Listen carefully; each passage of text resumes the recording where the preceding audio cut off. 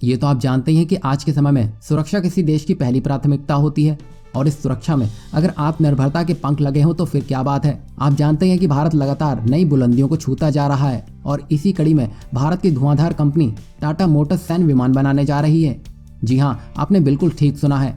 आप ये तो जानते ही होंगे कि टाटा मोटर्स ने भारत में बड़े बड़े योगदान दिए हैं, फिर चाहे वो ऑटोमोबाइल क्षेत्र में हो या फिर वो देश की प्रगति से ही जुड़ा हुआ क्यों ना हो। दरअसल खबर यह है कि टाटा एडवांस सिस्टम ने एक जर्मन विमान के इंटेलेक्चुअल प्रॉपर्टी राइट्स खरीद लिए हैं। यहाँ हम आपको बता दें कि हिंदुस्तान एरोनॉटिक्स लिमिटेड यानी कि HAL के बाद अब पहली बार एक प्राइवेट कंपनी टाटा समूह जर्मनी के सहयोग से भारत में सैन्य विमान का विकास और निर्माण करेगा। यह पहली बार होगा जब कोई भारतीय निजी संस्था पूर्ण सैन्य श्रेणी का विमान बनाने की कोशिश कर रही है। अब तक भारत में हिंदुस्तान एरोनॉटिक्स लिमिटेड यानी कि HAL विमान का निर्माण करती रही है। जर्मनी जेट को विकसित करने में चीन के साथ हालिया तनाव के बाद चीनी सीमा की निगरानी को देखते हुए आवश्यकताओं पर ध्यान दिया गया है। टाटा एडवांस सिस्टम यानी कि TASL ने बेंगलुरु के आगामी एयर शो में विमान की क्षमता का प्रदर्शन करेगा। हालांकि जर्मनी कंपनी ने ग्रोव एयरक्राफ्ट ने सुरक्षा कारणों के चलते डिजाइन का विवरण साझा नहीं किया है, लेकिन यह विमान जर्मनी G180 SPN पर आधारित होने की संभावनाएं हैं। जहां हम आपको बताते हैं कि ग्रोव एयरक्राफ्ट एक जर्मन निर्माता है जिसे ग्लाइडर और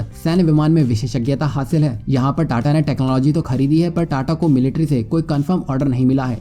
कंपनी के सूत्रों ने कहा है कि जिस विमान को विकसित किया जा रहा है वो 45,000 फीट की अधिकतम ऊंचाई के साथ 41,000 फीट की ऊंचाई पर उड़ान भरने में सक्षम है और इसका इस्तेमाल खुफिया जानकारी जुटाने, निगरानी और टोही यानी कि ISR के उद्देश्य से किया जा सकता है। इसे घास और बजरी युक्त जमीन पर उतारने के लिए डिजाइन किया गया है। Low wing twin engine composite aircraft में 1800 नॉटिकल मील की रेंज और 1000 किलोग्राम से अधिक पेलोड की क्षमता के साथ साथ 6 से 7 घंटे तक उड़ान भरने की क्षमता है। TASL के MD सुकरन सिंह ने कहा है कि हम विशेष पेलोड को फिट करने के लिए विमान को संशोधित करने पर ध्यान केंद्रित कर रहे हैं ताकि ये निगरानी क्षमताओं का प्रदर्शन कर सके। भारत की अंतर्राष्ट्रीय सीमाएं देश भर में कई पर्वत श्रृंखलाओं के साथ फैली हैं, इसलिए इस तरह की जरूरतों को पूरा करने वाले विमानों के लिए भारत को भी स्वदेशी कंपनियों पर निर्भर रहना पड़ता है। उन्होंने कहा है कि जर्मनी से ऐसी टेक्नोलॉजी मिलने पर भारत को विदेशी सप्लायर्स पर निर्भर नहीं रहना पड़ेगा, क्योंकि TASL देश में किसी भी पेलोड को संशोधित करने और फिट करने में सक्षम होगा। TASL इस विमान की तकनीकी को लाने के साथ ही साथ भारत में अत्याधुनिक एयरबोर्न निगरानी प्लेटफॉर्म भी बनाएगा,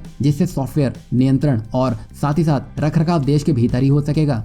यहाँ अब ये तो साफ होता दिखाई दे रहा है कि अब एक प्राइवेट कंपनी यानी कि टाटा भारत की सरकारी कंपनी यानी कि HAL को कड़ी टक्कर देगा। अगर ऐसा होता दिखाई देगा तो भारत के लिए अच्छी खबर है, क्योंकि जिस तरह HAL में स्ट्राइक होती दिखी है और प्रोजेक्ट डिले होते दिखाई दिए हैं, जिसका एकमात्र हल हो सकता है निजीकरण, और जिस तरह टाटा ने एंट्री मारी है वो भारत के लिए शुभ संकेत है और एक तरह से अच्छा भी है। जितना ज्यादा कंपटीशन होगा उतना ही रिजल्ट अच्छा मिलेगा।